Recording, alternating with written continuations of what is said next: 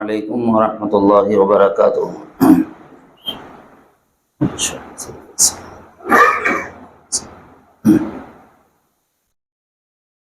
الحمد للہ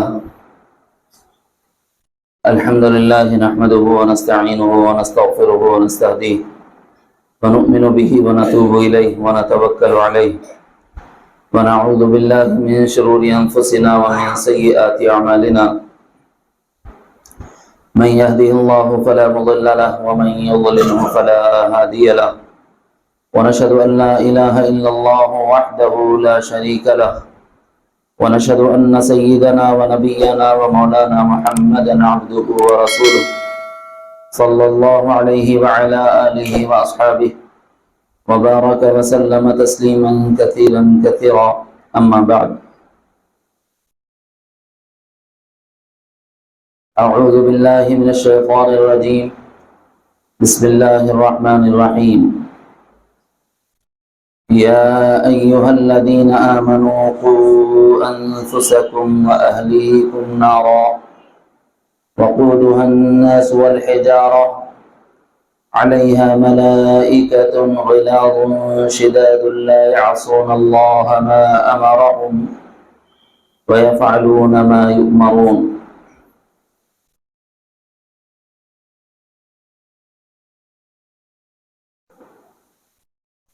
صدق اللہ العظیم۔ برادران اسلام اور دختران ملت،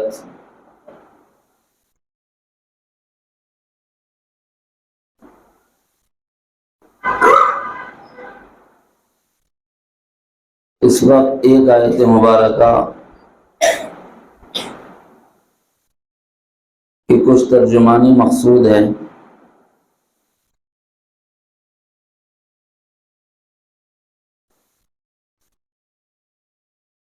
آیت میں اللہ تعالیٰ نے مخاطب ایمان والوں کو بنایا ہے۔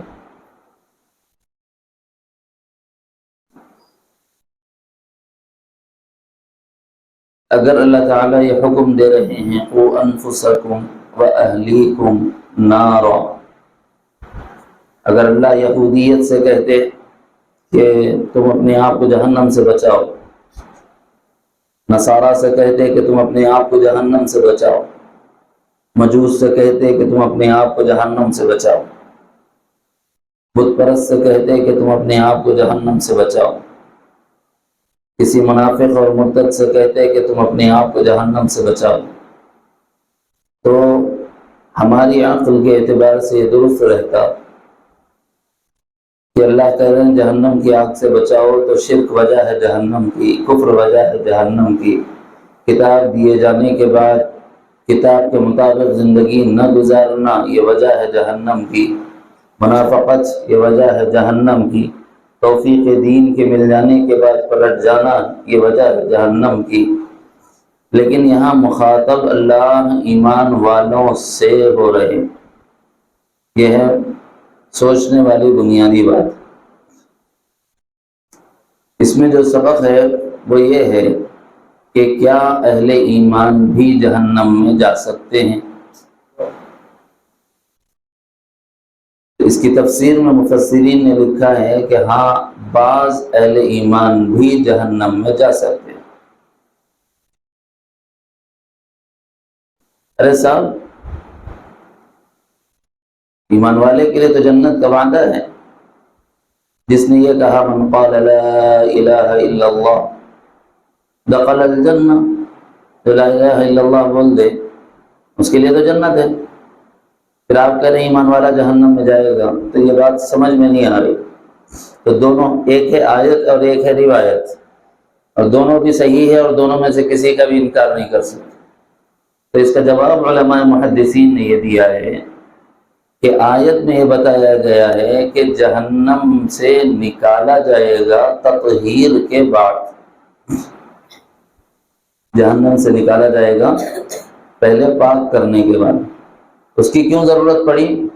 تو فرمایا جنت پاک جگہ ہے، پاکوں کو جنت میں ڈالا جائے گا، ناپاک کو جنت میں نہیں ڈالا جائے گا۔ تو وہاں پر پاک کرنے کا طریقہ جہنم میں ڈال کر آگ میں تپا کر جب پاک کر دیا جائے بدن کو، پھر اس کو وہاں سے نکال کر کے جنت میں ڈالا جائے۔ تو یہ بہت بڑا مرحلہ ہے کہ ہاں ایمان والے بھی جہنم میں جا سکتے ہیں۔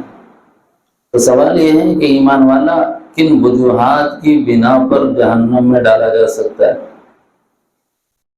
کن وجوہات کی بنا پر؟ ایمان والا تو جنت میں جانا چاہیے، وہ جہنم میں اگر ڈالا جاتا ہے تو اس کی وجوہات کیا ہیں؟ جامع ترین 3 باتیں ہیں، اور بھی ہیں بہت سی، لیکن مختصر سی 3 باتیں ہیں۔ نمبر 1، ایمان تو لایا دنیا میں، لیکن ایمان بچا کر نہیں لے گیا تو جہنم۔ نمبر 2، جو کام اللہ نے کہا یہ کرنا ہے وہ نہ کرے تو جہنم۔ نمبر 3، جو کام اللہ نے کہا کہ نہیں کرو وہ کر لیا تو جہنم۔ اور یہ کرو بولے سو کام اور نہ کو کرو بولے سو جو کام ہیں، اگر اس کی فہرست نکالے تو بہت لمبے مضامین اس کے پیچھے نکل کے آتے ہیں۔ حل بھی بتانا میرے اور آپ کے ذمہ ہے۔ میرے ذمہ یہ ہے کہ اللہ نے علم دیا ہے، لوگوں کو علم کے ذریعے سے رہبری اور رہنمائی کرو، ورنہ پھر امانت میں خیانت ہوگی، کیونکہ اللہ کی دی بھی امانت ہے علم۔ اور اگر آپ تک بات پہنچ جائے تو آپ کی ذمہ داری ہے کہ ایک امتی ہونے کی حیثیت سے ہر فرد بشر تک اس پیغام کو لے کے چلنا، اور ایک ایک امتی تک اس بات کو پہنچانا کہ بھائی اگر ایمان ہو تو جنت ہے، ایمان نہ ہو تو پھر عذاب جہنم کا اندیشہ ہے۔ اچھا صاحب، جب عذاب جہنم کا اندیشہ ہے، اس پر ڈرانا چاہیے، تو ایمان لا لیا بندہ لا الہ الا اللہ محمد رسول اللہ کے ذریعے سے، تو ایمان بچا کر کیسے لے جائے گا؟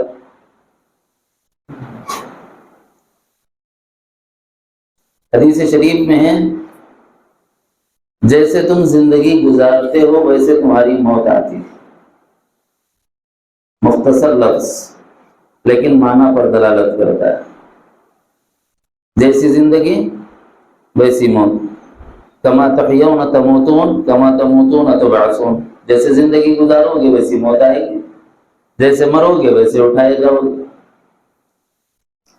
تو اس کا مطلب یہ ہوا کہ اگر ایمان بچا کے لے جانا ہے تو اپنی زندگی ایمان والے کاموں پر ڈالنا چاہیے۔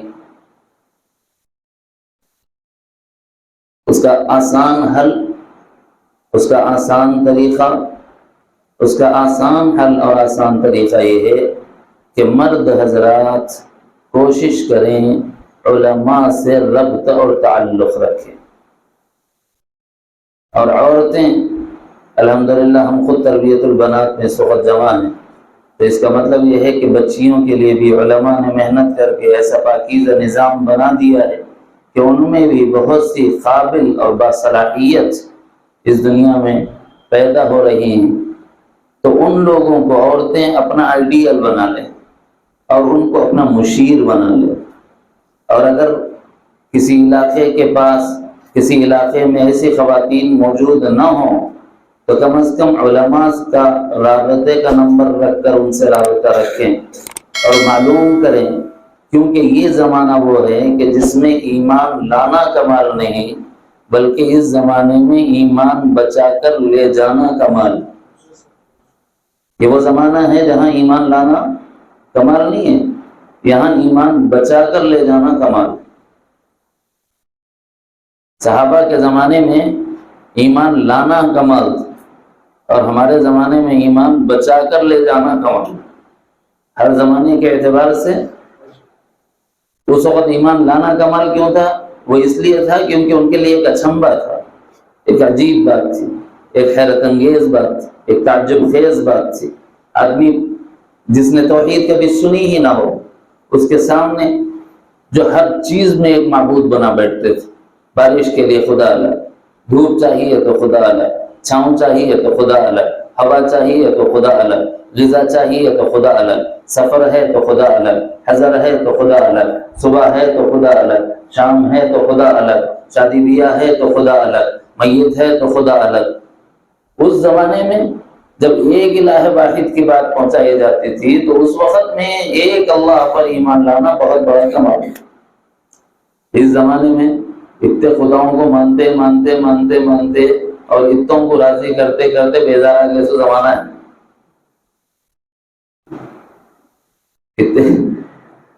اتنے خداؤں کو ماننے لگ گئے، کیا وہ لوگ خود خداؤں سے بیزار ہو گئے؟ سوئے اس کو پوچھ رہے ہیں کام نہیں بن رہا، اس کو پوچھ رہے ہیں کام نہیں بن رہا، اس کو پوچھ رہے ہیں کام نہیں بن رہا۔ اب تو بیزارگی میں آ کے بولنے لگے کہ صاحب چھوڑو یہ جھمیلے سارے، کوئی ایک پکڑ لے کے باقی سب چھوڑ دو۔ تو اب کمال نہیں ہے ایمان میں آنا، کیونکہ اب تو ایمان عام ہو چکا ہے۔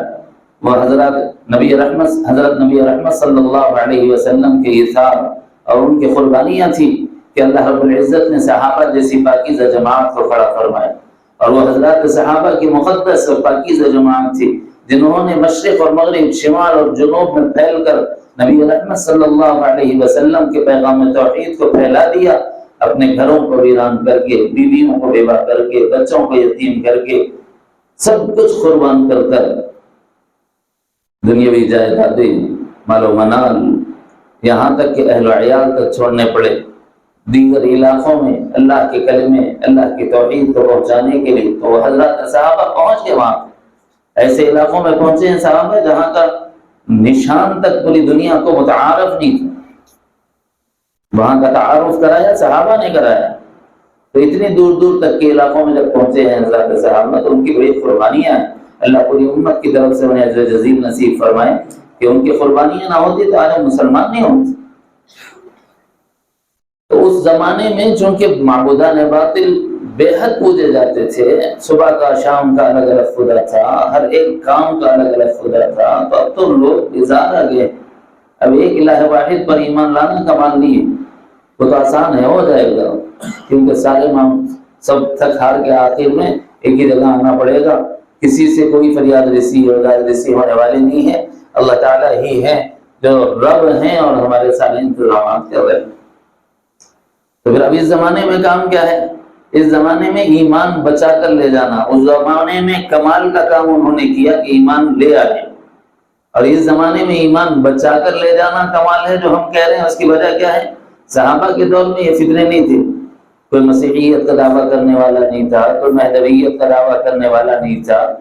اگر کسی نے ختم نبوت پر ڈاکہ ڈالنے کی کوشش کی تو سیدنا ابوبکر صدیق نے لشکر جرار روانہ فرما دیا، اور پھر بڑی جنگیں ہوئیں اور سارے باطل قوت کو مسمار کر دیا گیا، بڑی فوج، جانی قربانیاں۔ اچھا عجیب بات ایک نقطے کی بتاؤں، کسی اور مسئلے میں اتنی قربانیاں نہیں ہوئی ہیں جتنی قربانیاں ختم نبوت پر حضرات صحابہ نے دی۔ ایک نقطہ یاد رکھنا، تاریخ کا مطالعہ کرو تو پتہ چلے گا۔ صحابہ نے جنگیں لڑی ہیں، ملوک فتوح کیے ہیں، بہت سے ممالک فتح کیے ہیں، لیکن کسی ملک کو فتح کرتے ہوئے اتنی قربانیاں حضرات صحابہ نے نہیں دی۔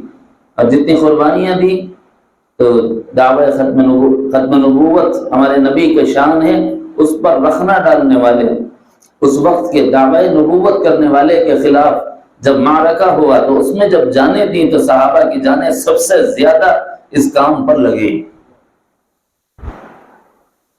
اس کا مطلب ہے آنے والے زمانے کے لیے رہبری چاہیے تھی، رہنمائی چاہیے تھی۔ حضرات صحابہ نے عملاً یہ کر کے بتایا، جان دینی پڑے تو دے دینا، مگر ایمان کے کسی شعبے میں، کسی گوشے میں کمی کو گوارا مت کرنا۔ یہ وہاں سے شروع ہو گیا سبق، دھیرے دھیرے چلتے چلتے اب یہ زمانہ آیا۔ اس زمانے میں صرف وہ ایک ہی تھا نبوت کا دعویٰ کرنے والا، حضور نے بھی ختم کر دیا۔ حضور کے زمانے میں جب اٹھا، حضرت ابوبکر کے زمانے میں اٹھا تو انہوں نے ختم کر دیا۔ جب دب گئے، کیونکہ ان کو پوری طرح طاقت ان کی چکنا چور کر دی گئی تھی، بہت زمانے تک پھر کوئی نہیں اٹھا تھا، لیکن اٹھنے والے اٹھیں گے اور آتے رہیں گے۔ اور یہ حدیث میں ہے کہ اس وقت تک قیامت قائم نہیں ہوگی جب تک کہ 30 دجال اور کذاب اس دنیا میں دعوی نبوت کرنے والے نہ آ جائیں۔ تو یہ آثار قیامت میں سے ہے، علامات قیامت میں سے ہے، لہٰذا یہ ہو کے رہنے والا ہے۔ تو چونکہ یہ ہونے والا ہے تو اس میں یاد رکھو کہ آگے والے زمانے میں اپنی ایمان کی حفاظت کرنا یہ کمال ہے۔ کوئی شکیلیت سے متاثر، کوئی فیاضیت سے متاثر، کوئی گوہر شاہی سے متاثر، کوئی مہدویت سے متاثر، کوئی مسیحیت کا دعویٰ کرے تو اس کے تابع، کوئی مہدویت کا دعویٰ کرے تو اس کے تابع۔ نہیں، ایسا نہیں چلے گا۔ یہ فتنوں کا دور ہے، اور ان فتنوں کے دور میں اپنے ایمان کو بچانے کا پڑھنا چاہیے، اچھا راستہ ہے، اور اسی میں ہماری نجات۔ نہیں پڑھ سکتے تو آخری درجے کا راستہ، علماء سے اپنا ربط اور تعلق مت توڑنا۔ علماء سے ربط ٹوٹا، حق نہیں پہچان سکو۔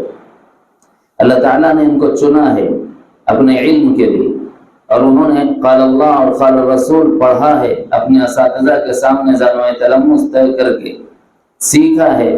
علامات قیامت کیا ہیں، اس میں جھوٹے دعوے کرنے والے کو کیسے پہچانا جائے گا، باب الفتن، اور سچوں کو کیسے پہچانا جائے گا۔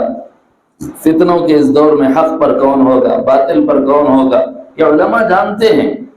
یہ الگ بات ہے کہ ضرورت اتنی نہیں ہے اس لیے اتنا نہیں بتاتے، جتنی ضرورت ہے اتنا بتاتے۔ نہیں معلوم ہے تو چیزاں بتا کے کہیں کو خالی پیلی پریشان کرنا ہو کیا، یہ حکمت ہوتی ہے علماء۔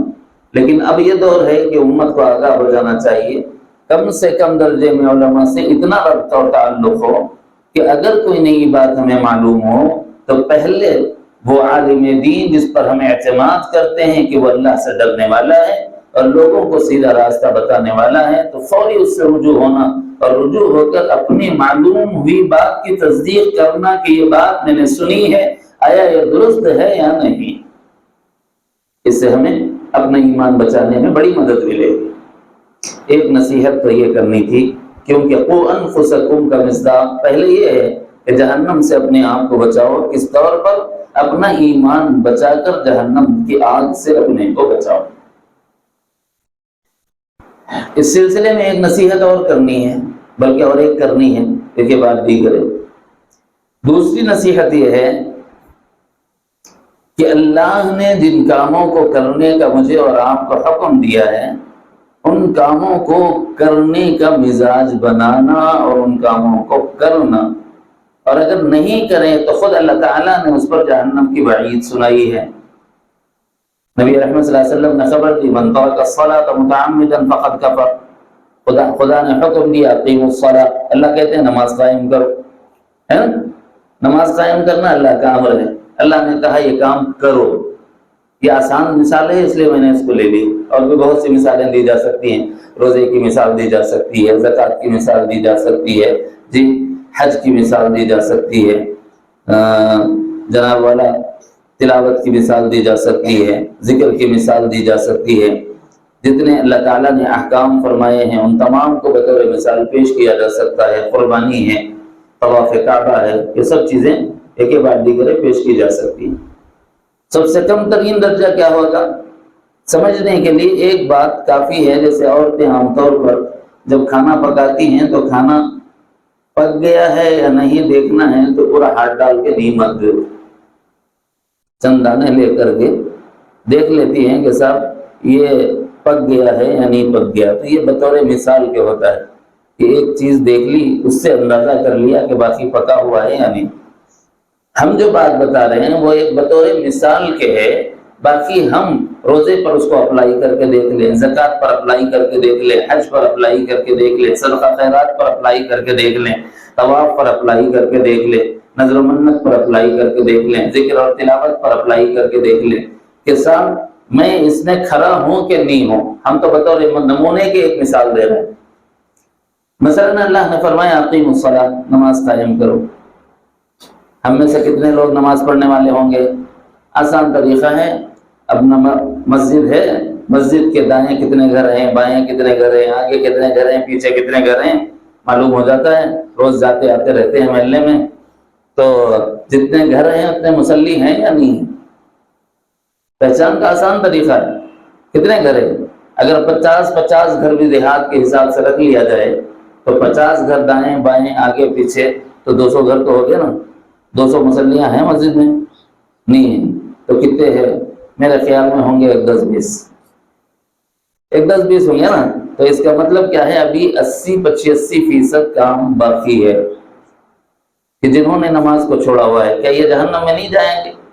تو انفسکم، اللہ کہہ رہے ہیں جہنم کی آگ سے بچاؤ۔ تو اس سے پہلی مراد وہ ہے کہ جو لوگ نمازوں سے غفلت کرتے ہیں، وہ اگر نماز چھوڑیں گے تو کفر تک پہنچ جائیں گے، اور اندیشہ ہے کہ اسی پر جمے رہے تو اللہ کے عذاب کا شکار ہو جائیں گے۔ تو انفسکم، اپنے آپ کو جہنم کی آگ سے بچاؤ۔ کس طور پر؟ اللہ کا حکم جو اللہ نے کہا کرو، کرنا ہے، اس کو کر کے اپنے آپ کو بچانا ہے۔ اور بحیثیت امت محمد اس کام کو لے کر پورے محلے میں گشت کرنا ہے کہ بھائی ہمارے محلے کی مسجد سے ملحقہ جتنے مکانات ہیں، ان مکانات میں سے کوئی مکان ایسا نہ ہو کہ اس گھر کا فرد نماز چھوڑتا۔ یہ گشت کا نظام سیدنا عمر بن خطاب رضی اللہ عنہ کے زمانے سے چلتا ہوا آیا ہے، نظیر ہے اس کی۔ ایک مرتبہ ایک صحابی فجر کی نماز میں نظر نہیں آئے تو سیدنا عمر بن خطاب رضی اللہ عنہ ان کے مکان گئے۔ طریقہ یہ تھا کہ خیر خیریت لیتے تھے، پھر طبیعت تو ٹھیک ہے، کیوں نہیں آئے؟ روزانہ نماز میں رہتے تھے، آج نماز میں نظر نہیں آئی، کیا بات؟ تو والدہ نے کہا کہ وہ بات یہ ہے کہ رات بھر نفل پڑھ رہے تھے، تھک گئے تو مسجد تک نہیں آ سکے، وقت پر فجر پڑھ لی اور بھلے وقت سو گئے۔ فرمایا کہ ان کا وقت پر مسجد جا کر نماز پڑھنا رات بھر نفل پڑھنے سے افضل ہے۔ کون سا کام افضل ہے؟ مسجد جا کر نماز پڑھنا۔ تو گشت اس بات پر ہو کہ کہیں کوئی بیمار تو نہیں ہے، کوئی پریشان حال تو نہیں ہے، کوئی مصیبت زدہ تو نہیں ہے، کس وجہ سے بندہ نماز سے غفلت کر رہا ہے، اس کی اس وجہ کو دور کرنا۔ اگر کوئی وجہ ہو بیمار کو تو اس کی تیمارداری کی جائے، اس کے لیے دوا دارو کا نظم کیا جائے اور اس کی خدمت کی جائے، اور اس کو پھر مسجد کی رغبت دلائی جائے اور مسجد لانے کی فکریں کی جائیں بحیثیت امت محمد۔ جہاں تک معاملہ ہے اپنی ذات کا، ہم تو چھوڑ ہی نہیں سکتے صاحب، اگر اپنے کو جہنم سے بچانا ہے ہم تو چھوڑ نہیں سکتے نماز۔ اچھا صاحب چلو پڑھنے والوں میں ہمارا شمار ہو جاتا ہے تو ذرا دیکھ لینا پڑھنے والے بھی جہنم میں جاتے ہیں۔ مول صاحب کے بعد ہم تھوڑے ٹیڑے دکھے تو پوری بات ہوئے تک غور سے سنو، خالی بس نماز نہیں پڑھ، کافر ہے اس کو بول رہے جہنم کی آگ سے بچا، تو واجبی تھا نا بھائی۔ آدمی کافر نہیں ہے بول رہا تو جیسا فرق سمجھ آیا کہ ایمان والا بھی بے ایمانی کی وجہ سے جہنم میں جا سکتا ہے، ویسے ہی اللہ کے حکم کو پورا نہیں کر کے جہنم میں جا سکتا ہے، یہ بتایا۔ اب تو حکم پورا کرنا ہی کرنا ہے نا، تب نماز میں آ رہا ہے، مسجد میں کھڑا ہو رہا ہے، نماز پڑھ رہا ہے، لیکن پڑھنے والا بھی جہنم میں جاتا ہے۔ وہ ہے 120% میں کتنے ایسے لوگ ہیں جو نماز بھی پڑھتے ہیں اور جہنم میں بھی جائیں گے؟ اب اس میں ہم تو نہیں ہے، جائزہ لے لینا ہے۔ اللہ تعالیٰ قرآن مجید میں فرماتے ہیں، اور وہ صورت ایسی ہے کہ جو ہم صورتیں نمازوں میں روزانہ پڑھتے ہیں۔ اپنے کو کتنے صورتیں یاد رہتے ہیں اکثر؟ علم ترا سے والناس تک، علم ترا لیلاف، اس کے بعد تیسرا سورہ کون سا ہے؟ ارایت الذی، ہے نا؟ زیادہ تر نمازوں میں پڑھی جانے والی صورتیں یہ، اس میں حق تعالیٰ جل شانہ فرما رہے ہیں فوائل للمصلین، ہلاکت ہے نماز پڑھنے والوں کے لیے۔ مگر اس میں آگے وجہ بھی اللہ نے بتائی ہے، اگر وجہ پوری نہیں سنیں تو پھر شک ہوتا ہے کہ صاحب کیا کی باتیں کر رہے ہیں۔ بیچ میں ایک آیت ہے وہ چھوڑ رہا ہوں کیونکہ اگلے درجے میں اس کو سمجھانا چاہتا ہوں۔ الذین هم یراؤون، وہ نمازی اس لیے ویل میں داخل کیے جائیں گے۔ اچھا یہاں ویل کے ترجمے سن لینا۔ ایک تفسیر میں لکھا ہے کہ جہنم کی ایک وادی ہے جس کا نام ویل ہے، اس میں داخل کیا جائے گا۔ ایک تفسیر ویل کے ہلاکت ہے ان لوگوں کے لیے کے معنی ہے، ہلاکت ہے بھی وہی معنی ہے، چاہے وہ وادی کا نام ویل ہو وہی معنی ہے، جانا جہنم کے گڑھے میں سے۔ کس کو جانا ہے؟ المصلی، نمازیوں کو جانا۔ اچھا صاحب نمازی کو جانا ہے تو کون سے نمازی؟ فرمایا الذین هم یراؤون، جو نماز تو پڑھتے ہیں لیکن لوگوں کو دکھانے کے واسطے پڑھتے ہیں۔ اور اس میں جائزہ لینے کی ضرورت تو سبھی کو ہے، اللہ ہماری حفاظت فرمائے۔ حضرت تھانوی علیہ الرحمہ کی ایک عبارت کا کچھ گوشہ مجھے یاد آ رہا ہے، کہیں میں نے پڑھا تھا، حضرت تھانوی سے کسی نے سوال کیا کہ حضرت ریا ہے یا نہیں، اس کا اندازہ کیسے ہوگا؟ تو فرمایا اپنی نماز کا جائزہ لو، مسجد کی نماز اور تنہائی کی نماز میں اگر فرق نہ ہو تو ریا نہیں ہے، اگر فرق آ گیا تو ریا ہے۔ کیا مطلب ہے؟ مسجد میں نماز پڑھ رہے ہیں تو تمام چیزیں پوری اچھی طرح کرتا ہے، تکبیر اولا بھی پڑھ رہا ہے، جناب والا قیام بھی اچھا کر رہا ہے، قرات بھی عمدہ کر رہا ہے، رکوع بھی اچھا کر رہا ہے، تسبیحات بھی اہتمام سے پڑھ رہا ہے، رکوع سے اٹھنے کے بعد قومہ کر رہا ہے تو اطمینان سے قومے میں کھڑے بھی ہو رہا ہے، پھر سجدے کر رہا ہے تو دونوں سجدوں کے درمیان جلسہ بھی اطمینان سے ہے، سجدوں کی تسبیحات بھی اطمینان سے ہے، قاعدہ کر رہا ہے، قاعدہ اولا ہو قاعدہ آخرہ ہو پورے اطمینان سے پڑھ رہا ہے، پھر سلام کر رہا ہے۔ مطلب کتنا لگ جاتا ٹائم؟ ہم لوگوں کی تھوڑی بہت کوشش کے ساتھ جو فجر کی نماز ہوتی ہے اس کی ٹوٹل ٹائمنگ جو ہے وہ 12 منٹ ہے، فجر کی نماز بول رہا ہوں۔ اور اگر ہم لوگوں کی عام نمازیں ظہر اثر، ایک ہے طوال مفصل کی قرات کرنا، جبکہ طوال مفصل ہوتا ہی نہیں ہے جیسا ہونا چاہیے، اور اوساط مفصل والی نماز اور قصار مفصل والی نماز جو ہم پڑھتے ہیں جس کو مغرب کہتے ہیں، یہ بھی جو ہوتی ہے وہ 7 منٹ میں برخاست، پھر الحمدللہ ہونے کے جیسی جو ہوتی مفتیوں کی نظر میں ہے سو چتی، لیکن 7 منٹ یا 12 منٹ، زیادہ سے زیادہ 15 منٹ کی کوئی نماز پڑھ لیا تو بہت رمخاں ہے، 15 منٹ کی نماز، اس سے بڑی نماز تو شاید اللہ ماشاءاللہ ہمیں تو دیکھنے میں نہیں آیا اب تک۔ 15 منٹ کی بہت لمبی نماز ہے نا بھائی، تنہائی میں جب نماز پڑھ رہا ہے تو 10 منٹ کی بھی ہو رہی کہ نہیں ہو رہی؟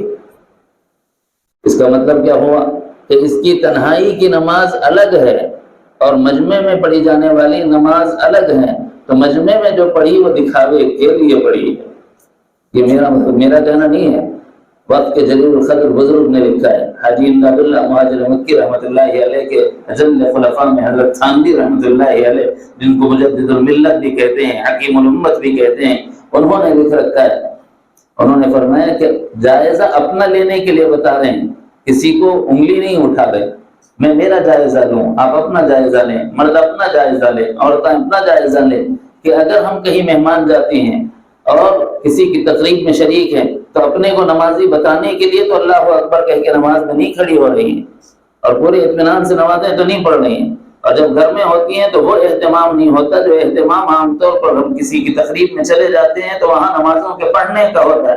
اگر دونوں کے وقت میں فرق ہے تو اس کا مطلب ہے کہ ہم میں ریا ہے، کہیں اس زمرے میں تو نہیں ہے۔ ہم اپنا جائزہ لینا طریقہ آسان ہے، اللہ نے فرمایا توبۃ نصوح کرو، اس سے نکل جاؤ۔ انہی آیات کے اگلے حصے میں اللہ نے اشارہ دیا ہے، رہبری کرنا ہماری ذمہ داری ہے، اللہ مجھے بھی عمل کی توفیق دے، آپ کو بھی۔ توبۃ نصوح، سچی پکی توبہ کر کے اس ریا والے عمل سے نکلو، ورنہ پھر نماز پڑھ کے بھی حاصل کچھ نہیں ہوگا۔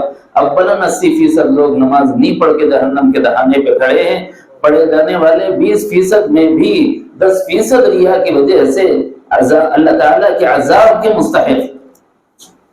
اسی لیے حدیث میں دوسری جگہ امام الانبیاء مخبر صادق صلی اللہ علیہ وسلم نے خبر دی کہ بہت سے نمازی ایسے ہیں کہ ان کی نمازیں ان کالے کپڑے میں لپیٹ کر ان کی منہ پہ مار دی جاتی، بہت سے عابد ایسے ہیں کہ ان کی عبادتیں کالے کپڑے میں لپیٹ کر ان کے منہ پہ مار دی جاتی ہیں، اور یہ کہہ دیا جاتا ہے کہ جاؤ تمہاری یہ عبادتیں ہمارے یہاں قابل قبول نہیں، کہیں ہم ان میں سے تو نہیں ہیں۔ خالی یہی لوگ نہیں پٹیں گے، اس سے بھی ذرا نیچے اور ایک خطرے کی گھنٹی ہے، ذرا اس میں بھی جائزہ اپنا لے لینا ہے۔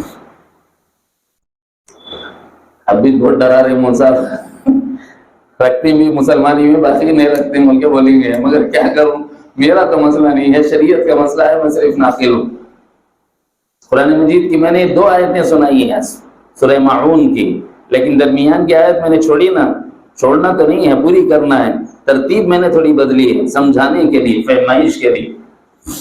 حق تعالی جل جلالہ نے فرمایا ہے فویل للمصلین الذین هم عن صلاتهم ساہون، ہلاکت ہے ان لوگوں کے لیے جو نماز میں سستی کرنے والے۔ اب اس سستی کرنے کے 2 معنی محققین نے لکھے ہیں۔ ایک معنی تو یہ ہے کہ ہم نماز میں تو کھڑے ہوں، جسم ہمارا مسجد میں ہو لیکن دل و دماغ ہمارا کہیں اور، نماز میں کھڑے ہیں کہیں اور، دماغ کیسے ہو سکتا ہے؟ عموماً یہ سمجھانے کے لیے کہا جاتا ہے کہ ایک صاحب جو ہے نا ایک عشاء کی نماز کا موقع تھا تو 3 رکعتیں ہو گئیں، اس کے بعد تیسری رکعت میں امام صاحب نے قاعدہ آخرہ کر لیا تو پیچھے سے انہوں نے زور سے کہا اللہ اکبر، تو امام صاحب ڈر گئے، کھڑے ہو گئے، چلو رکعت پوری کرنی ہے بھائی، شاید رکعت چھوڑ گئی۔ رکعتیں جب پوری ہو گئی تو سب تعریف کرنے لگے، ماشاءاللہ کیا حاضر ہے آپ نماز میں، کہ ہمارے پوری مسجد میں کسی کو شعور نہیں رہا کہ 3 رکعتیں ہوئیں کہ 4 رکعتیں ہوئیں، آپ نے تیسری رکعت پر انہیں متنبہ کر دیا، امام کو لقمہ دے کر چوتھی رکعت کے لیے کھڑا کر دیا، قابل تعریف نماز ہے آپ کی۔ بولے بھائی وہ مسئلہ یہ ہے 4 دکانیں ہیں اللہ کے فضل سے، 3 کا حساب ہو گیا، چوتھی کا باقی ہو گیا۔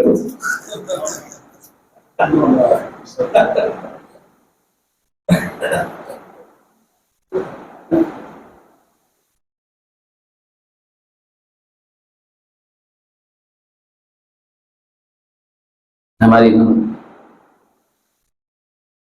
نمازوں میں تساہل کا یہی ہے، جسم تو ہمارا اللہ کی بارگاہ میں ہے لیکن دل ہمارا اللہ کی بارگاہ میں نہیں۔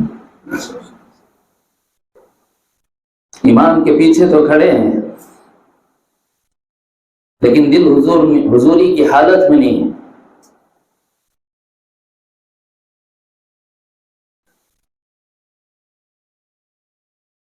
جہاں مردوں کا معاملہ ایسا ہے وہیں عورتوں کا معاملہ بھی ایسا ہو سکتا ہے، کپڑے دھونے کا کام باقی رہ گیا ہو، برتن دھونے کا کام باقی رہ گیا ہو، پکوان کا کام باقی رہ گیا ہو، صفائی کا کام باقی رہ گیا ہو، ایک رکعت میں ایک کام کا حساب اور جائزہ، دوسری رکعت میں دوسرے کام کا جائزہ، کہیں ایسا تو ہماری نمازیں نہیں ہو رہی۔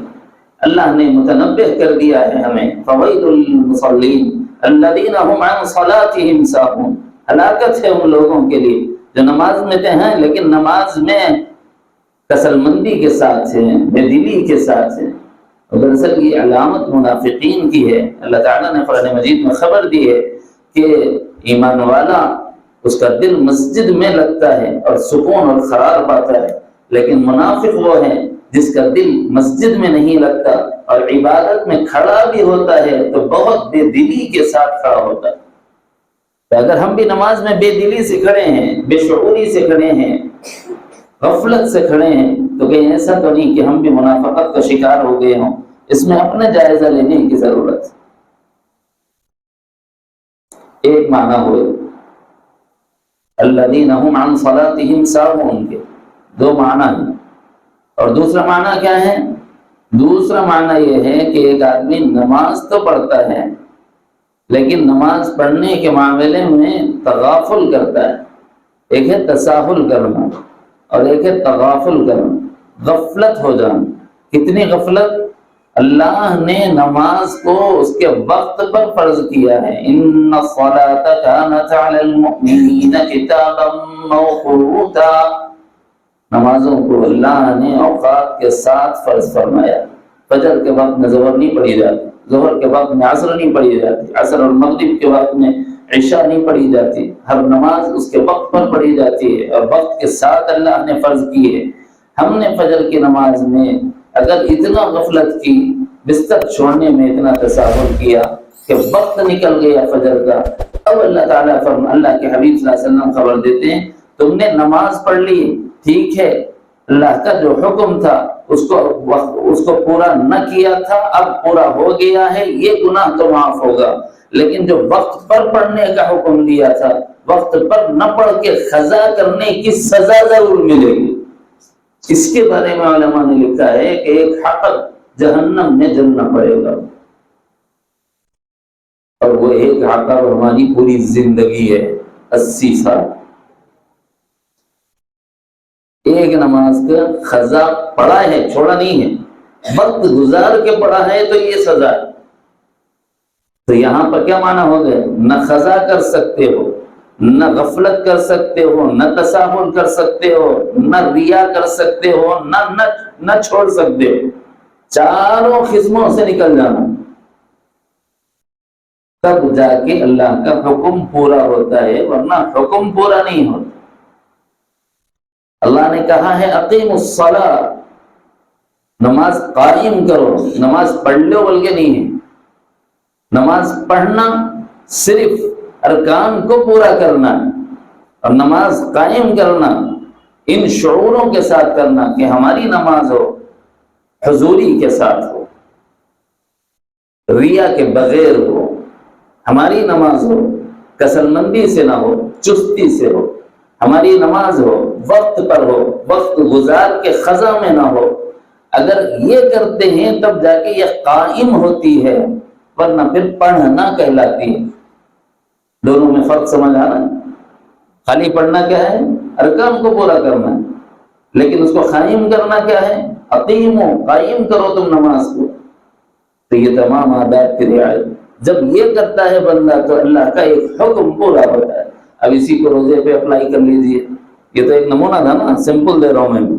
روزے پہ اپلائی کر لیجئے، زکوٰۃ پہ اپلائی کر لیجئے، حج پہ اپلائی کر لیجئے، ذکر پہ اپلائی کر لیجئے، تلاوت پہ اپلائی کر لیجئے، جی نظر و منت پہ اپلائی کر لیجئے، طواف پہ اپلائی کر لیجئے۔ آپ کو اندازہ ہو جائے گا کہ ہم دین کے شعبے میں اللہ کے کرنے کے جو کام ہیں ان کو کتنا کر پا رہے ہیں، تو بہت اچھی بات ہے۔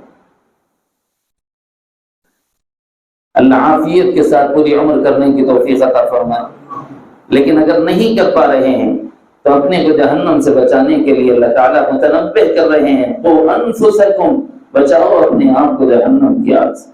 کیسے بچیں گے؟ میں نے دوسری مثال دی، پہلی مثال دی تھی، پہلی بات بتائی تھی کہ ایمان کو بچا کر لے جانے کے ذریعے سے جہنم کی آگ سے اپنے آپ کو بچا۔ دوسری مثال میں نے دی، کرنے کے کام جو اللہ نے کہے ہیں ان کو ویسا کرو جیسے اللہ کا منشا ہے، کر اپنے آپ کو جہنم کی آگ سے بچاؤ۔ تیسرا کام، جن کاموں کے بارے میں اللہ نے یہ فرمایا ہے کہ یہ مت کرو تو ان کاموں سے رک کر جہنم کی آگ سے اپنے آپ کو بچا۔ اس میں کتنے ہیں معلوم؟ کم سے کم 1000 دن روزانہ آدھا گھنٹہ بھی بیان کرا تو بھی پورے نہیں ہوتے۔ جملہ ایک ہی ہے، 1 سیکنڈ میں بولے سو ہے، لیکن الزواجر نامی کتاب پڑھو، 1000 منہیات ہیں جس کا اللہ نے کہا کہ یہ نہیں کرنے کے کام۔ اس میں سے سب سے بڑے جو سب کو معلوم ہے سو نکال کے چن کے رکھے تو امام شمس الدین محمد الذہبی رحمۃ اللہ علیہ نے 70 کتاب الکبائر لکھی۔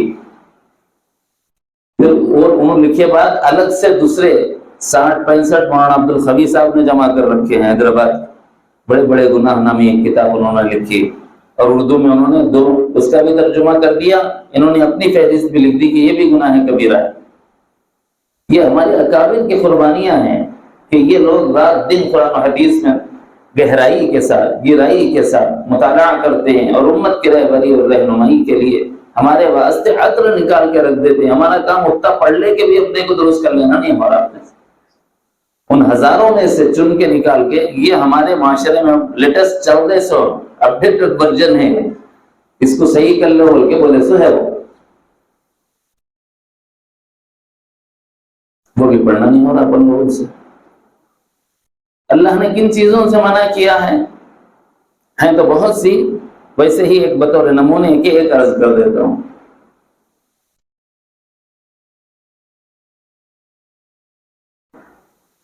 حضرت نبی رحمت صلی اللہ علیہ وسلم نے یوں ارشاد فرمایا کہ اپنے آپ کو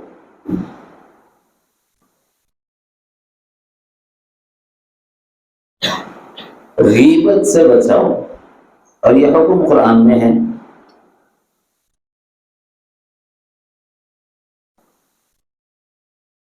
وَلَا يَغْتَبْ بَعْضُكُمْ بَعْضًا، تم میں سے غیبت نہ کرے کوئی۔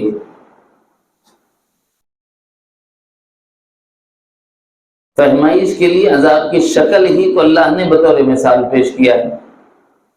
أَيُحِبُّ أَحَدُكُمْ أَن يَأْكُلَ لَحْمَ أَخِيهِ مَيْتًا، کیا تم میں سے کوئی یہ پسند کرتا ہے کہ اس کا بھائی جو مرا ہوا ہے،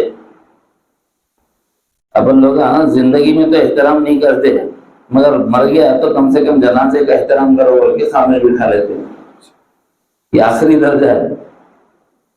زندگی میں تو احترام ہوتا نہیں، مرے بعد تو بھی ضرورت جنازے کا احترام کرنے کی تلقین تھوڑی بہت ہوتی ہے۔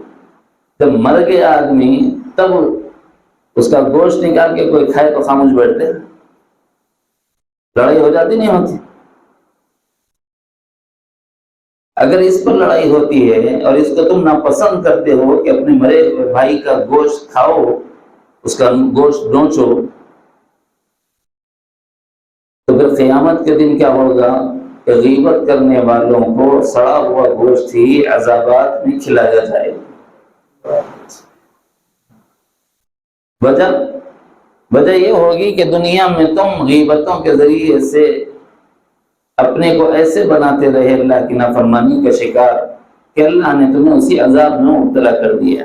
اور یہ خبر بھی میری نہیں ہے، معراج کے موقع پر نبی رحمت صلی اللہ علیہ وسلم نے جن 19 عوالم کا مشاہدہ فرمایا ہے، ان 19 عوالم میں ایک عالم یہ بھی ہے کہ غیبت کرنے والوں پر سے حضور علیہ السلام کا گزر ہوا اور ان کو بدبودار سڑا ہوا گوشت کھاتے ہوئے دیکھ کر جبرائیل سے پوچھا کہ یہ کون ہے، تو جبرائیل نے خبر دی کہ یہ غیبت کرنے والے ہیں۔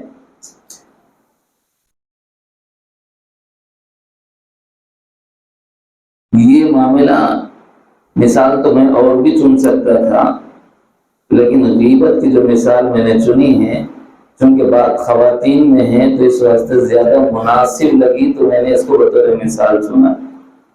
عام طور پر یہ ہوتا ہے کہ شادی بیاہ میں چلے جاتے ہیں، کسی جلسے میں چلے جاتے ہیں، یا کسی دعوت میں چلے جاتے ہیں، کسی بھی قسم کی دعوت ہو، چاہے شادی کی ہو، ولیمے کی ہو، گھر بھرانے کی ہو، پھول پلانے کی ہو۔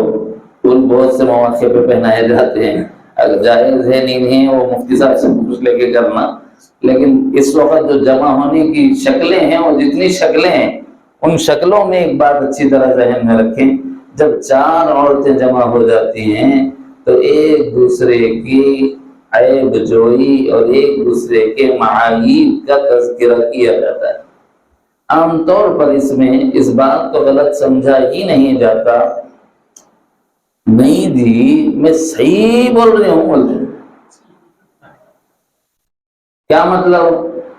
قسم کھاؤ بولے تو بولتے ہیں سچ ہے۔ نبی رحمت صلی اللہ علیہ وسلم نے فرمایا اگر انہیں ویسی ہے تو بولنا غیبت ہے، اگر ویسی نہیں ہے پھر ویسی بولے تو بہتان ہے، اس سے بڑا گناہ ہے۔ ہم لوگ یہ سمجھ رہے ہیں کہ جیسا ہے ویسا بولنا گناہ نہیں ہے۔ میں دراصل یہ سمجھانا چاہتا ہوں کہ انسان ہونے کی حیثیت سے مردوں میں بھی کمیاں اور کمزوریاں ہو سکتی ہیں، عورتوں میں بھی کمیاں اور کمزوریاں ہو سکتی ہیں۔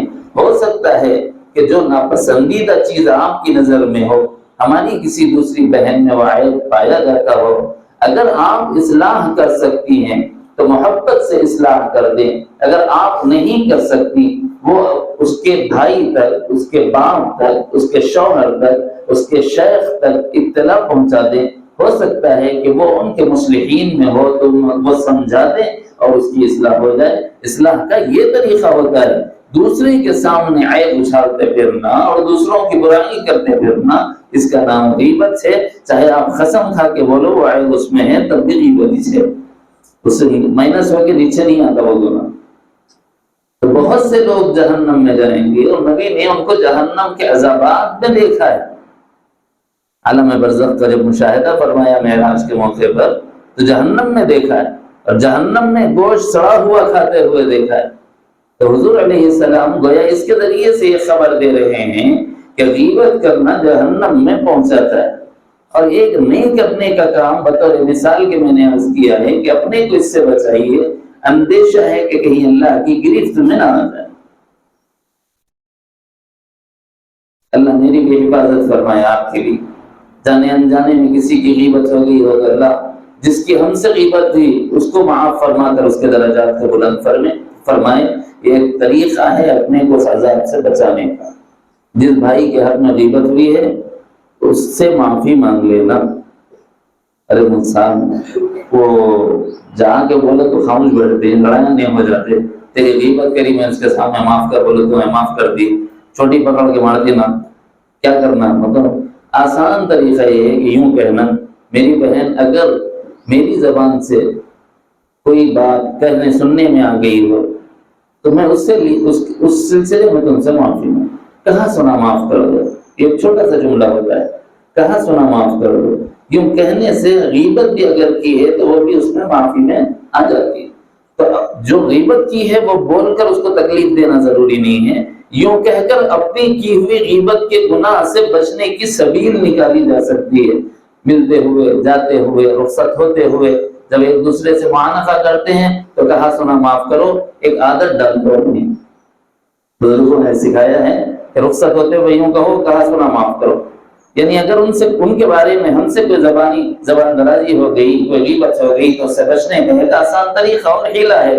اس ذریعے سے ہم اپنے کو جہنم کی آگ سے بچا سکتے ہیں. یہ ہے قو انفسکم کی 3 مثالیں علماء سے ربط اور تعلق کے ذریعے سے. ایمان بچانا، جہنم کی آگ سے اپنے آپ کو بچانا. اسی طرح جو کام اللہ نے کرنے کو کہے ہیں، جیسے کہے ہیں ویسا کر کے اپنے کو جہنم کی آگ سے بچانا. اور جن کاموں سے رکنے کا اللہ نے حکم دیا ہے ان کاموں سے اپنے کو روک کر جہنم کی آگ سے بچانا. یہاں تک ایک ٹکڑا آیت کا پورا ہوتا ہے. قو انفسکم، اپنے آپ کو جہنم سے بچاؤ. ساتھ ہی اللہ نے یہ بھی فرما دیا وَأَهْلِيكُمْ، خالی اپنی فکر مت کرو، اپنے گھر والوں کی بھی فکر کرو، ان کو بھی جہنم کی آگ سے بچاؤ. اب وَأَهْلِيكُمْ نارا کا کیا مطلب ہے؟ بیٹا نماز نہیں پڑھتا، اٹھائیں اس کو، محبت سے باپ مسجد لائے، ماں پیار سے اس کو جگائے. اگر چھوٹا ہو اور اگر تھوڑا بڑا ہو جائے تو باپ اسے ڈانٹ کر جگائے اور اس کو مسجد لے کر آئے، خود بھی نماز پڑھے، اولاد کو بھی نماز پڑھائے. یہ ہے بچوں کو جہنم کی آگ سے بچانے کا ایک طریقہ. احکام الہیہ کو ان کی پورا کرنا. اب یہ کب پورا کریں گے؟ یہ اس وقت بچے احکام الہی کو پورا کریں گے جبکہ ہم نے ان کو دینی تربیت دی ہو اور دینی تعلیم دی ہو. اور اگر ہم نے بچوں کو دینی تعلیم ہی نہیں دی تو ان کو نماز کا کیا پتہ، روزوں کا کیا پتہ، زکوٰۃ کا کیا پتہ، حج کا کیا پتہ، قربانی کا کیا پتہ، نذر و منت کا کیا پتہ، طواف کا کیا پتہ، ذکر کا کیا پتہ، تلاوت کا کیا پتہ، دعا کا کیا پتہ. یہ تو پتہ اس وقت چلے گا جب کہ ہم نے ان کو دین کی تعلیم دی. تو جہنم کی آگ سے بچانے کا اپنی اولاد کو جو سب سے بڑا ذریعہ ہے وہ ذریعہ ہے اپنے بچوں کو دیندار بنا دیں. لیکن ناکامی متاع کارواں جاتا رہا، کارواں کے دل سے احساس زیاں جاتا رہا. اس وقت بے حسی کا اور غفلت کا عالم یہ ہے کہ ہم میں سے ہر ایک یہ کہہ رہے کیا کرنا مسا، خالی مدرسوں میں ڈال دیے تو بچوں کے پیٹ کا کیا ہوگا. یہ بڑا رونا ہے. کیا شہروں کا، کیا دیہاتوں کا، کیا تعلقات کا، کیا اضلاع کا، کیا ریاستوں کا، کیا ملکوں کا، ہر جگہ کا رونا یہی ہے. سب کی نگاہ میں ایک ہی بات ہے کہ ان کے پیٹ کا کیا ہوگا. ارے اللہ کے بندو، یہ تو سوچ رہے ہو کہ ان کے پیٹ کا کیا ہوگا، یہ کیوں نہیں سوچ رہے کہ یہ جہنم میں جائیں تو ان کا کیا ہوگا. یہاں کا ٹھکانہ عارضی ہے، وہاں کا ٹھکانہ دائمی ہے. یہاں 60-70 سال میں مر جائے گا، بھوکا رہا تو شاید 10 دن میں مر جائے گا. جو 60 سال بعد ہونا تھا وہ آج ہو جائے گا، بس اتنا ہی ہے. لیکن یہاں کی زندگی ختم ہوگی، وہاں کی زندگی کبھی ختم نہیں ہوگی. کیا کوئی باپ ایسا ہے کہ اپنی اولاد کو جہنم میں جلتا ہوا دیکھے؟ کیا کوئی ماں ایسی ہے کہ اپنی اولاد کو جہنم میں جلتا ہوا دیکھے؟ اگر ماں کے دل میں یہ ابھی حوصلہ نہیں ہے کہ میرا بیٹا جہنم میں جلے، میری بیٹی جہنم میں جلے، تو اس کو جہنم سے بچانے کی تدبیر یہ ہے کہ صاحب اس کو دین پڑھاؤ. اس کے سوا چارہ نہیں ہے. وہ سمجھیں گے ہی نہیں ایمان کیا ہے، وہ سمجھیں گے ہی نہیں اللہ کے احکام کیا ہے، وہ سمجھیں گے ہی نہیں اس کے بغیر منہیات ربانی کیا ہے. صرف تعلیم دین ہی. آپ ڈاکٹر بنا دو، آپ انجینئر بنا دو، آپ پروفیسر بنا دو، آپ لیکچرر بنا دو، کتنے سال لگ جاتے ہیں؟ نرسری سے لے کے انٹرمیڈیٹ تک آپ کے 12-15 سال نکل جاتے ہیں. پھر اس کے بعد 5 سال آپ کے جناب والا انجینئرنگ کے، 4 سال ڈاکٹری کے، 5 سال، 20 سال پوری عمر. اس میں ایک سبجیکٹ مجھے بتاؤ جس میں نماز بتائی گئی ہو جو جہنم سے بچانے کا ذریعہ ہے. روزہ بتایا گیا ہو جو جہنم سے بچانے کا ذریعہ ہے، زکوٰۃ بتائی گئی ہو جو جہنم سے بچانے کا ذریعہ ہے، حج بتایا گیا ہو جو جہنم سے بچانے کا ذریعہ ہے، ماں باپ کی خدمت بتائی گئی ہے جو جہنم کا ذریعہ ہے، جہنم سے بچنے کا ذریعہ ہے، کیا ان 20 سالوں میں ایک لیسن بھی، ایک سبجیکٹ بھی ایسا بچے کو پڑھایا گیا ہے؟ نہیں پڑھایا گیا تو اس کا مطلب ہے کہ یہ لوگ آپ کو مرنے تک کیا کام آ سکتا وہ تو بتا سکتے ہیں، مرنے کے بعد جو کام آنے والا ہے بس وہ تو اللہ کے رسول صلی اللہ علیہ وسلم کی دی ہوئی تعلیمات ہی سے مل سکتا ہے۔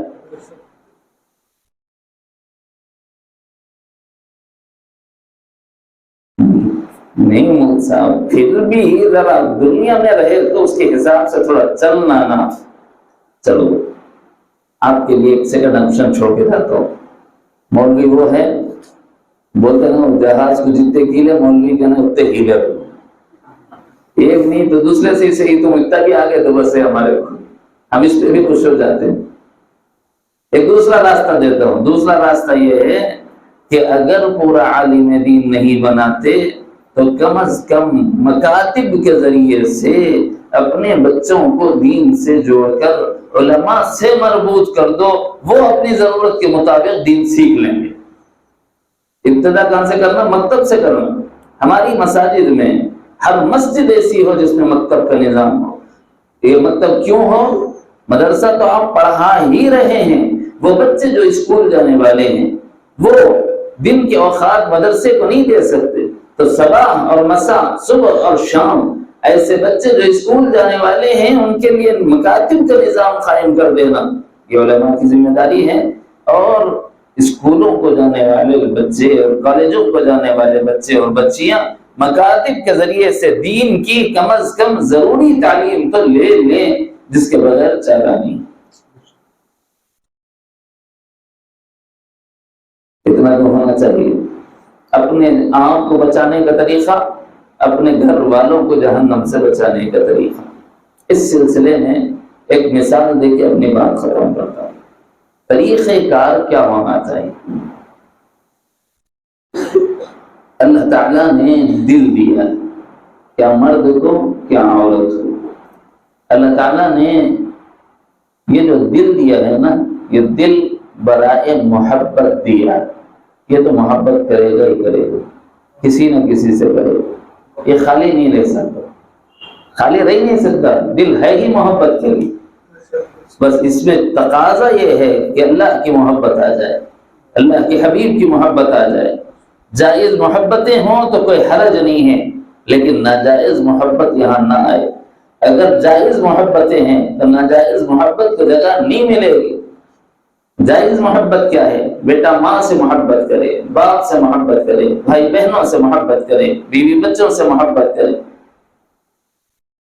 اور یہ جذبات ہوتے ہیں۔ اس کو خود حدیث کی نبی رحمت صلی اللہ علیہ وسلم کی سیرت سے بطور مثال سمجھاتا ہوں۔ حضور علیہ السلام کی جتنی بیٹیاں تھیں حضور سب سے برابر محبت فرماتے تھے۔ اب وہ زیادہ تر حضرت سیدہ فاطمہ الزہرا رضی اللہ عنہا کا ذکر آتا ہے، لیکن دوسری بیٹیوں کا تذکرہ ذرا کم آتا ہے۔ حضرت زینب رضی اللہ عنہ، ان سے حضور صلی اللہ علیہ وسلم بے پناہ محبت فرماتے تھے۔ لکھا ہے سیرت نگاروں نے کہ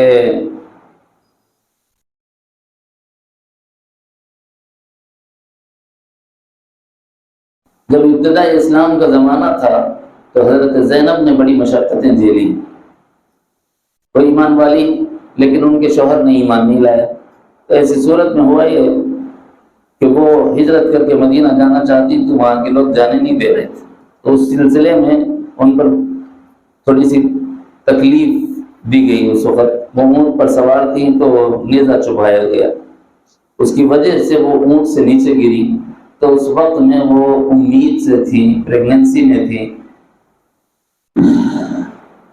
تکلیف دہ مرحلے سے وہ گزری ہیں، حمل ضائع ہو گیا۔ اور اس اونٹ ایک بڑا جانور ہوتا ہے، سبھی کا دیکھا ہوا ہے، اس پر سے جب نیچے گریں گے تو ہڈی میں چوٹ آئی، جس کی وجہ سے بیک پین ہمیشہ رہتا تھا۔ حضرت زینب رضی اللہ عنہ تو حضور علیہ السلام کو یہ بڑا دکھ تھا کہ میری بیٹی کو اسلام کے لیے بڑی مشقت میں اور بڑی تکلیف میں ڈالا گیا۔ ان سے محبت کا اندازہ اس بات سے لگاؤ کہ ان کے شوہر ابھی اسلام نہیں قبول کرے تھے، وہ حضور صلی اللہ علیہ وسلم کے خلاف جنگ لڑنے والوں کے ساتھ لوگوں کے کہنے پر مجبوراً وہاں سے آگے، لیکن ہار ہو گئی بدر کے میدان میں۔ تو قیدیوں کو کیسے چھوڑا جائے مشورہ ہوا، تو اس میں یہ مشورہ یہ آیا کہ فدیہ لے کر چھوڑ دیا جائے۔ تو حضور نے اس مشورے کو قبول فرما لیا۔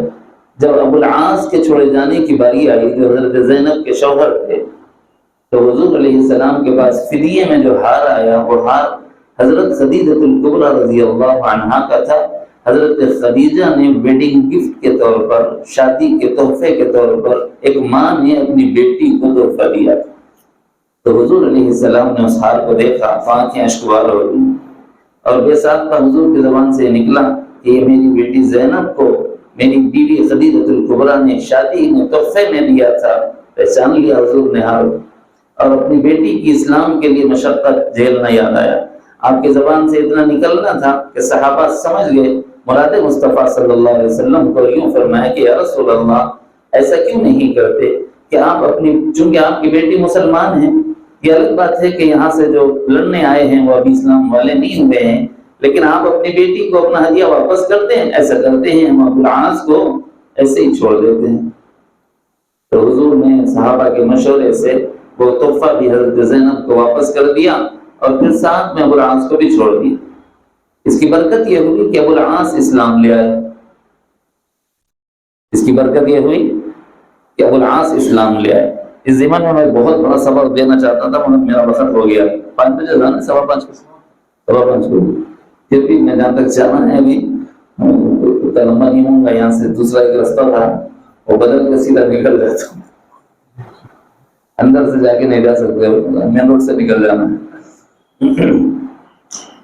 ابو العاص کو چھوڑ دیا گیا تو اس کی برکت سے انہوں نے اسلام قبول کر لیا، ایک بڑا فائدہ ہو گیا اس سے۔ ایک مرتبہ جنگ میں حضور علیہ السلام کے پاس مال غنیمت آیا، تو اس میں حضور کا جو حصہ تھا ایک ہار حضور کے حصے میں آیا۔ تو حضور علیہ السلام نے فرمایا کہ میں یہ ہار اس کو دوں گا جو مجھے سب سے زیادہ محبوب ہے۔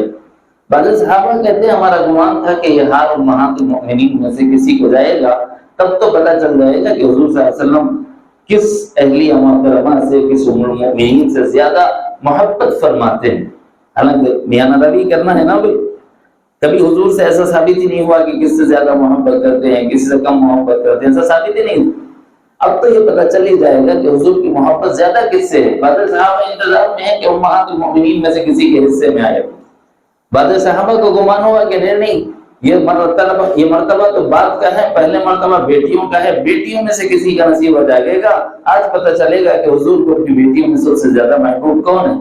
لیکن عجیب بات یہ ہے کہ سرکار مدینہ صلی اللہ علیہ وسلم نے نہ بیویوں میں سے کسی کو دیا، نہ بیٹیوں میں سے کسی کو دیا، بلکہ حضرت امامہ رضی اللہ عنہ جو حضرت زینب رضی اللہ عنہ کی بیٹی تھی ان کے گلے میں ڈال کے فرمایا کہ یہ مجھے سب سے زیادہ محبوب ہے۔ یہ حضور کی نواسی ہیں، حضرت زینب کی بیٹی ہیں۔ اس سے میں جو سمجھانا چاہتا ہوں وہ یہ ہے کہ ہمارے یہاں ایک محاورہ ہے جو کہا جاتا ہے، وہ یہ کہ اصل سے سود پیارا ہے، اصل سے سود پیارا ہے۔ بیٹیوں سے تو محبت ہوتی ہی ہے، اتنی ہوتی ہے کہ ان کی بیٹیوں سے بھی ان کی وجہ سے محبت ہو جاتی۔ تو سرکار کو اپنی بیٹیوں سے کتنی محبت تھی وہ۔ اچھا یہ محبت ایک طرفہ بھی نہیں ہوتی، دو طرفہ ہے۔ اگر بیٹیوں کی محبت دیکھنا ہو اپنے باپ کے ساتھ، باپ کی محبت تو دیکھی بیٹی کے ساتھ اس مثال میں، اب یہ دیکھو کہ بیٹیوں کی محبت اپنے باپ کے ساتھ کیسی ہوتی۔ بطور نظیر کے سیدہ فاطمہ الزہرا رضی اللہ عنہا جو حضور کی بیٹی ہیں، ایک مرتبہ یوں ہوا کہ آقا علیہ السلام کا دروازہ اچانک رات کو کھٹکھٹا ہوا، یعنی عشاء کے بعد۔ عام طور پر عشاء کے بعد صحابہ کا معمول آرام کرنے کا ہوتا تھا، کوئی کسی کے گھر نہیں جایا کرتا تھا۔ حضرت سیدہ حضور علیہ السلام نے آواز سنی تو پوچھا کون ہے، تو باہر سے آواز آئی فاطمہ، آپ کے گھر پہ فاطمہ کھڑی۔ حضور علیہ السلام کھڑے ہو گئے، آ کر حضور نے اندر بلا لیا۔ جب اندر بلا لیا تو پوچھا کہ بیٹی اتنی رات کیسے آنا ہوا، آرام کے موقع پر ادھر رخ کیسے ہو گیا؟ تو حضرت فاطمہ الزہرا رضی اللہ عنہا نے فرمایا کہ یا رسول اللہ صلی اللہ علیہ وسلم، ابا جان، بات یہ ہے کہ آج صبح علی کام پر گئے تھے تو کچھ معاوضہ ملا. جب معاوضہ ملا تو ہم نے اس کا آٹا منگایا، اور آٹا منگانے کے بعد میں ہم نے روٹیاں ڈالی تو اتنی روٹیاں ہو گئیں کہ ایک علی کے حصے میں آئی، ایک خادمہ کے حصے میں آئی، ایک حسن کے حصے میں آئی، ایک حسین کے حصے میں آئی، ایک روٹی میرے حصے میں آ گئی. اب ہوا یہ کہ جب ہم دسترخوان پہ بیٹھے کھانا کھانے کے لیے تو میرے دل میں خیال آیا کہ فاطمہ تو کھا رہی ہے، کیا تیرے باپ کے منہ میں کوئی لقمہ گیا ہوگا یا نہیں؟ اتنا ہی گمان، اتنا ہی تصور، اتنا ہی خیال آنا تھا کہ میں نے اپنی چادر میں اپنی روٹی لپٹی ہے، سب کا حصہ سب کو دے دیا ہے، اس میں کوئی شریک نہیں ہے، یہ میرے حصے کی روٹی ہے، ابا جانا آپ کے لیے لے کے آئی ہوں.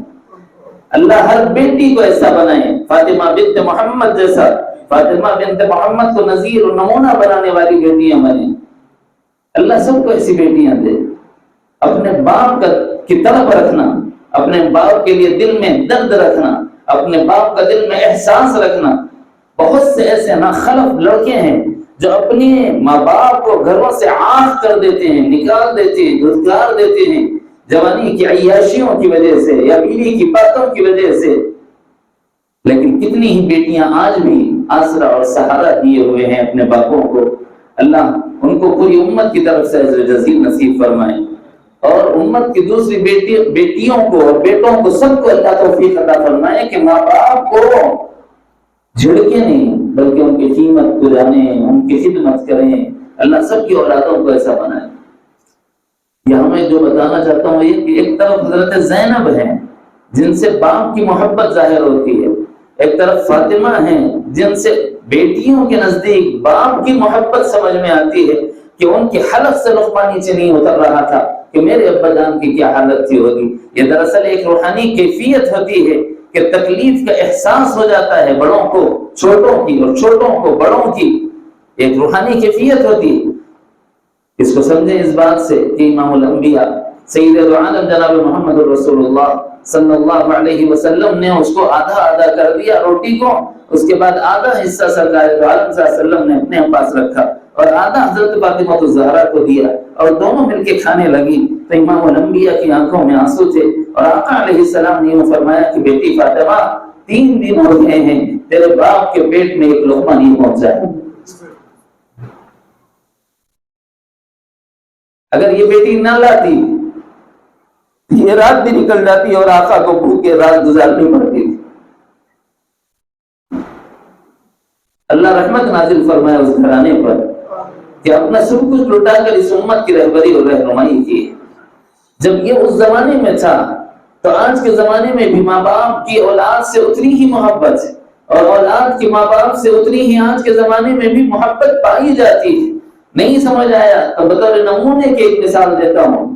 ذرا اندازہ کرنا اس وقت میں جب ہم اپنی بیٹیوں کو ڈولیوں میں بٹھانے کے لیے رخصت کر رہے ہوتے ہیں اور ہم اپنے آخری وقت ہو مہمانوں کو ہم رخصت کر رہے ہوں اور جب دلہے والے تقاضا کریں کہ صاحب وقت بہت ہو گیا ذرا بیٹی کو رخصت کر دیجیے، تو ہم رخصتی کے لیے جب ملنے جاتے ہیں تو کیا آج بے قرار ہو کہ ہم طرف نہیں جاتے کہ وہ بچی جس کی انگلی پکڑ کے ہم نے چلنا سکھایا ہے، وہ بچی جس کو ہم نے نمازیں بنا بنا کے کھانا سکھایا ہے، وہ بچی جس کے لیے ہم نے رات دن ایک محنت کی ہے، وہ بچی جس کے لیے ہم تڑپتے رہے، وہ جب بیمار ہو جاتی تھی تو اس کی دواؤں کے لیے، اس کے علاج کے لیے، اس کی بیمار پرسی کے لیے ہم راتوں جاگا کرتے تھے، پھر دن کو کام کو بھاگنا پڑتا تھا تو بھاگ جاتے تھے.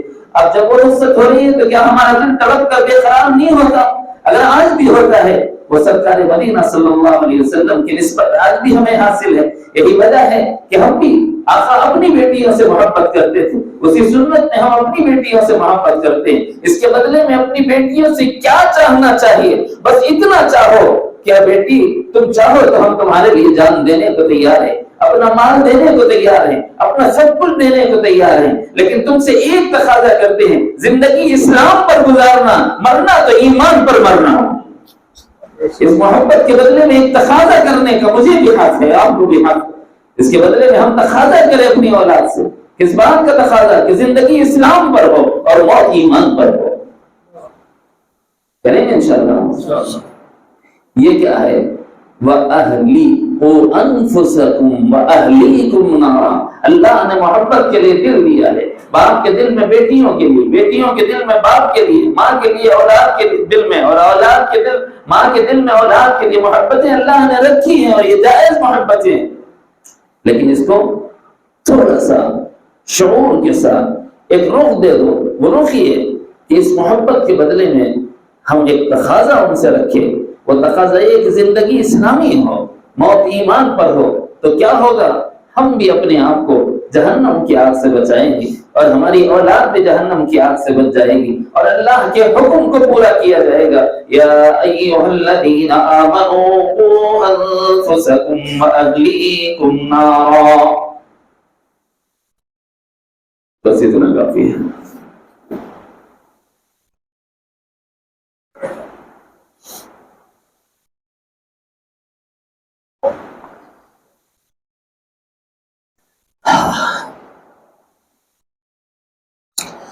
اللهم لك الحمد كله ولك الشكر كله، اللهم لا نحصي ثناء عليك انت كما اثنيت على نفسك، اللهم صل على محمد وعلى ال محمد وبارك وسلم، اللهم ربنا اتنا في الدنيا حسنه وفي الاخره حسنه وقنا عذاب النار۔ اللہ ہمارے گناہوں کو معاف فرمائیے، خطاؤں کو درگزر فرمائیے، سیئات کو حسنات سے مبدل فرمائیے، اللہ رحم و کرم کا معاملہ فرمائیے، عفو اور عافیت کا معاملہ فرمائیے، ہم سب کی بخشش کا فیصلہ فرمائیے۔ اے اللہ ہمارے بیماروں کو شفا نصیب فرمائیے، والدین کو صحت عطا فرمائیے، بھائی بہنوں کو شفا عطا فرمائیے، بیوی بچوں کو صحت عطا فرمائیے، رشتہ داروں میں جو بیمار ہیں سب کو شفا عطا فرمائیے، حاضرین میں جو بیمار ہیں سب کو شفا عطا فرمائیے، حاضرین کے متعلقین جو بیمار ہیں سب کو شفا عطا فرمائیے۔ اے اللہ انسانیت کے ناطے آپ سے شفا کی بھیک مانگتے ہیں، جس مذہب کا جو کوئی جہاں کہیں بیمار ہو ہر بیمار کو شفا نصیب فرما دیجیے، جو مسحور ہیں ان کے سحر کو توڑ دیجیے، جو آسیب زدہ ہیں ان کے آسیب کو دور فرما دیجیے، جو نظر بد کا شکار ہیں اللہ ان کی نظر بد کو زائل فرما دیجیے۔ اے اللہ کرم کا معاملہ فرمائیے، بے روزگاروں کو پاکیزہ خون کے لیے حلال روزیاں میسر فرما دیجیے، مقروضوں کے قرضوں کی ادائیگی کی شکلیں اور صورتیں پیدا فرمائیے۔ اے اللہ اس وقت امت بہت پریشان ہے، بے گناہ جیلوں میں بند کیا جا رہا ہے، اے اللہ ظلم کیا جا رہا ہے، گھروں کو مسمار کیا جا رہا ہے، اے اللہ عمارتیں ڈھائی جا رہی ہیں، اے اللہ ہمیں بے آبرو کیا جا رہا ہے، اے اللہ ہمارا تیرے سوا کوئی بھی نہیں ہے، اے اللہ مانتے ہیں کہ آپ ناراض ہیں، ہماری اپنی ہی کوتاہیاں ہیں، ہماری اپنی ہی غلطیاں ہیں، اے اللہ یہ ہمارے کسب کا نتیجہ ہے، آپ سے کوئی شکایت نہیں ہے، مگر آپ سے رحم کی بھیک مانگتے ہیں۔ اے اللہ جو بے گناہ جیلوں میں بند ہیں بعزت رہائیاں نصیب فرما دیجیے، جو بے گھر مقدمات میں پھنسے ہیں بعزت خلاصی عطا فرمائیے، جو بے گھر ہو گئے ہیں انہیں گھر نصیب فرمائیے، جو بے آسرا و سہارا ہو گئے ہیں انہیں آسرا اور سہارا نصیب فرمائیے۔ اے اللہ مساجد کی، مدارس کی، مکاتب کی، حقیقی خانقاہوں کی، دینی مراکز کی حفاظت فرمائیے۔ اے اللہ امت مسلمہ کے جان و مال کی، عزت و آبرو کی، اہل و عیال کی، ایمان اور اعمال کی حفاظت فرمائیے۔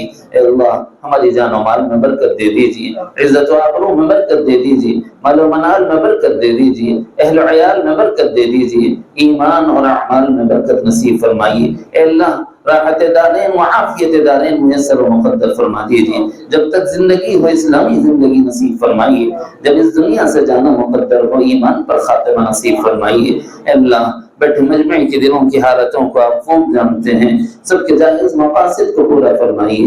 اے اللہ ہم نے اپنی حیثیت میں مانگا ہے، آپ اپنی شان نشان عطا فرمائیے، جو مانگا ہے وہ بھی دے دیجیے، جو مانگنے سے رہ گیا وہ بھی نصیب فرما دیجیے، جو دلوں میں چھپا ہے وہ بھی عطا فرما دیجیے، جو ذہن و خیال سے گزر گیا وہ بھی نصیب فرما دیجیے۔ اے اللہ ہماری دعائیں اپنے فضل و کرم سے اپنے محبوب جناب محمد رسول اللہ صلی اللہ علیہ وسلم کی برکت سے قبول فرمائیے۔ وصلی وسلم وبارک علی حبیبک سید المرسلین، الحمد للہ رب العالمین۔